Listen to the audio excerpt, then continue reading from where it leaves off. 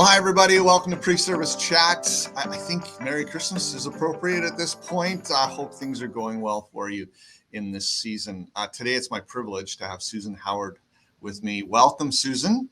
Thank you so much, Lindsay. I'm pleased to be here. Yeah, Susan and I met back at the beginning of COVID, and we did one of these interviews back then. Now, Susan, you're with Women's Transition House. Yeah, That's been right. serving with them for how long? Just over 7 years. Wow. Yeah. That's amazing. We were talking earlier before we started rolling here, how many years has Sanish been partnering with the Transition House? And I know it's been a long time. It does predate you. And we're so thrilled and so happy to be able to help you. So thanks again for letting us partner with our Serve the City Christmas. Susan, maybe just give a little bit for those who might be unaware. Women's Transition House. What are you all about? How do you function? Let's just talk about it. Sure. Okay. Well, Victoria Women's Transition House, we were established, 47 years ago. And we started as a women's collective up at the University of Victoria, and with some counseling. And then our founding mothers recognized that there was nowhere for women to go if they were in an abusive situation. There was one shelter in town, and it was more of a men's shelter. And so the women couldn't bring their children. So they found a house, and they rented this house in the community. And from there, we opened counseling and an emergency shelter. And eventually we're able to secure our own building, with our own build, our very own shelter in the community. And we've been serving ever since. So our mission is to provide emergency shelter, counseling, and support services to women and children who are fleeing domestic violence and abuse. Wow. Well, thank you to you and your team for being and playing such a significant role in our community. Always sad that we need these things, but you know what? We're a hurting people. As a community, and sometimes we hurt others. I'm so glad that you were there to stand in the gap. So you have quite an array of services that you started. You told us how you kind of started, and that's morphed and grown. Been on your website, and we could spend the next 10 minutes just reading all of the different things. Maybe just give a few highlights of some of the different options and opportunities there are. Sure. So our main, the heart of our organization is our shelter. So that's this purpose-built home in the community where women and their kids can stay for up to 30 days. But in addition to that, we have a crisis line. It's a crisis and information line. It's a 24-hour telephone line where women can call if they're in crisis, or anyone can call if they just need information or want to know what resources are available. We also have counseling, of course. So this is counseling for women. We also have counseling for children. And a number of years ago, we recognized that there's a third group that really needs special services, and those are older women. And these are women who may have been in an abusive relationship for a very long period of time, sometimes for decades, and their needs are unique to younger women. And so we provide specialized services to older women as well. Yeah, it's interesting you bring that up. A couple months ago, I actually interviewed a lady from our church who has been serving that community, that organization for a number of years, and sounds like an amazing thing. So yeah, well done. Yeah. I said to you earlier, I gave you the idea I was going to ask this question. I'm always kind of curious, what drew you to this opportunity? You've been there for 7 years. That's awesome. It is, actually. I love my work, and I love our organization. I think you know, like you said, Lindsay, it's I'm glad that we're here to do the work that we do and to support the women and children. I'm a little bit sad that these services are required, but they are. So I have worked my entire career in nonprofit. Many years ago, I trained as a classical ballet dancer in Winnipeg, and I excuse me, and I danced. And then I realized that that was not going to be my direction professionally for reasons, for lots of reasons.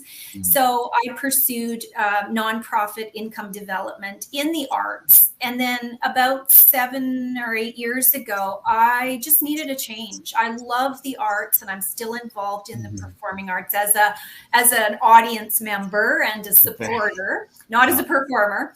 But I really wanted to, I really wanted to explore the opportunities in human services. And so this opportunity became available, and it just seemed like a really great match of my experience and my skills in professionally as a fundraiser and in communications and marketing, and then my compassion for the cause. So I feel honored to be working for Transition House and for working in this sector.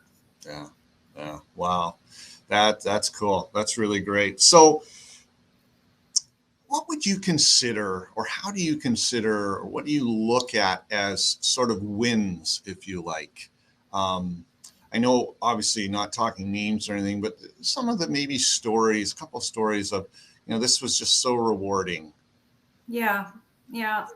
Well, one of the, you know, we cherish those stories to share with the community and to hold close to ourselves too, because it is hard work. You know, this is difficult work, and I'm not on the front line, but our frontline workers, our counseling staff have had to navigate the pandemic, as we all have, with all kinds of protocol, health and safety protocols. We've had to adjust to digital counseling, you know, it was difficult to meet in person with clients. We had to make adjustments in our shelter, et cetera. So the work is difficult anyway. And then there have been these added challenges. And we know that for every woman that leaves an abusive relationship, there are many, many more that then return to their abusive partner. And it can take up to 7 or 8 attempts to leave an abusive partner before a woman may finally leave an abusive partner. So it can be a little bit discouraging in the work that we do, but there are many, many success stories. And this time of year, when we move into the Christmas season, the holiday season, one of the things we see over and over again, we hear on our crisis line, women calling and saying, I need to leave. I need somewhere to go, but I hesitate because I don't want my children to have a negative memory of a traumatic memory of Christmas.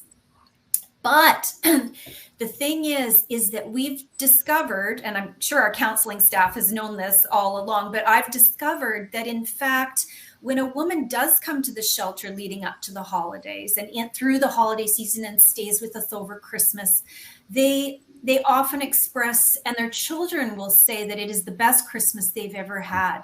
No drama, no abuse, no violence. You know, it's the shelter is a caring community. It's safe, it's secure. And with the support of folks like the church community and others, you know, our clients are provided with gifts and grocery gift cards and all kinds of treats. And, you know, it's a very, very light and beautiful time of the year. And often those women say that they were surprised that it was so wonderful because they thought it was going to be so traumatic. And it's, you know, it of course can be in its own way, but yeah, lots of positive. That is such an interesting thought that would never have crossed my mind. Yeah. But there's moms, right, in the midst of their own nightmare, and they're concerned for their kids. That's a great story. Thanks for that.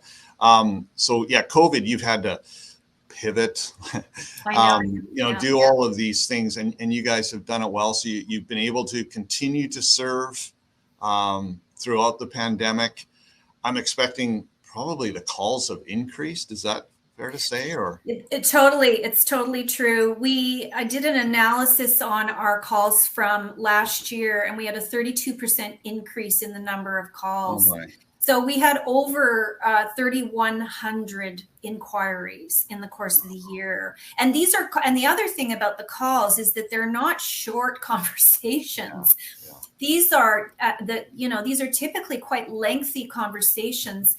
And the other thing is, as many have experienced during the pandemic, is that other issues come forward. So there's issues of mental health challenges and substance use, and there's just a bundle of challenges that many folks have. So the calls that we receive can be very complex. So we have more of them.